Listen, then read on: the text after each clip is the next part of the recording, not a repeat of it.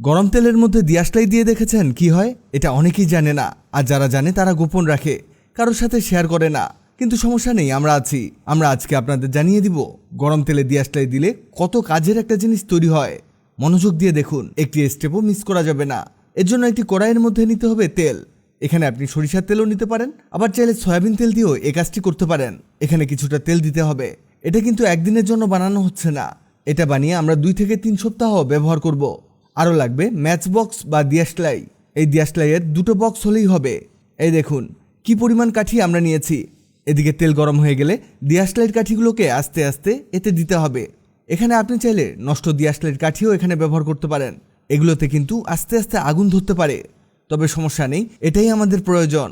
এরপরে লাগবে আদা। আমরা কিছুটা আদা নিয়েছি, এই আদাটিকে আমাদের পিষে নিতে হবে। এবার তেলের মধ্যে এটাকে দিয়ে দিব। আদা দেয়া হলে আমাদের আরও কিছুক্ষণ ভেজে নিতে হবে। এরপরে লাগবে কর্পূর।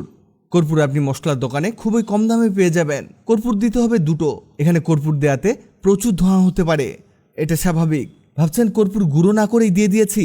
বন্ধুরা, এটা দ্রুত গলে যাবে, আবারও কিছুক্ষণ ভেজে নিতে হবে, এতে কর্পূর মিক্স হবে। এরপরে লাগবে তেজপাতা। এখানে কয়েকটি তেজপাতা নিলেই হবে। এই তেজপাতাগুলোকে ছিঁড়তে হবে, ডিরেক্ট দিলেও হবে, তবে ছিঁড়ে ছিঁড়ে দিলে আরও ভালো হয়। লাস্ট আরেকবার ভেজে নিতে হবে। দেখুন সব কিছু কেমন পোড়া পোড়া হয়ে গেছে। মজার ব্যাপার হলো এই কাজটি আমাদের করতে হবে। এটা হতে হতে আপনাদের জানিয়ে দেই, আগের ভিডিওতে কমেন্ট করেছেন লক্ষ্মীপুর থেকে জুবাইর সানি, ময়মনসিংহ থেকে রশিদা খাতুন, ঢাকা থেকে জেসমিন জুই, কক্সবাজার থেকে মোহাম্মদ আরিফ। আপনারা যারা কমেন্ট করেছেন আপনাদের ধন্যবাদ। আমাদের কাজ হয়ে গেছে। এটা কিন্তু প্রচণ্ড গরম, চুলা অফ করে দিয়ে এটাকে রাখতে হবে, মানে এটাকে আমাদের কিছুটা ঠান্ডা করে নিতে হবে। এটা ঠান্ডা হোক, এদিকে আমরা একটা ছোট সাইজের বাটি নিব। এমন বাটি নেবেন, আপনি চাইলে স্টিলের বাটি বা মাটির কোনো কিছুও নিতে পারেন। এবার এর মধ্যে ছাঁকনি দিয়ে হালকা কিছুটা তেল ঢেলে নিব। এখানে এই তেলটা অনেক পাওয়ারফুল হয়েছে। এবার লাগবে তুলা। আপনি যে কোনো তুলা নিতে পারেন। এই তুলাটিকে হাত দিয়ে এভাবে মুড়াতে হবে, মানে এটাকে একটা সলতে বানাতে হবে। এই দেখুন হয়ে গেছে। এবার এটাকে এই তেলের মধ্যে প্রবেশ করাবো।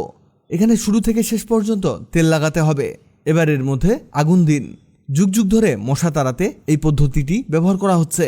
আপনার বাড়ি থেকে মশা, মাছি, বিষাক্ত কীটপতঙ্গ সব দূর হয়ে যাবে। এটা এক 80 বছরের বৃদ্ধ আমাদের সাথে শেয়ার করেছেন। এটা জ্বালালে এর ঘ্রাণে আপনার রুম থেকে সবকিছু চলে যাবে। শুধু তাই না, এটা আপনি রেখে রেখে ব্যবহারও করতে পারবেন।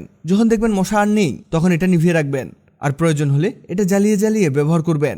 ভিডিওটি অনেকের উপকারে আসতে পারে, তাই ভিডিওটিকে শেয়ার করুন। আপনি পৃথিবীর কোন জায়গা থেকে ভিডিওটি দেখছেন কমেন্ট করুন, যাতে পরবর্তী ভিডিওতে আপনাকে ধন্যবাদ জানাতে পারি। ভিডিওটি ভালো লাগলে লাভ রিঅ্যাক্ট দিন, খারাপ লাগলে হা রিঅ্যাক্ট দিন।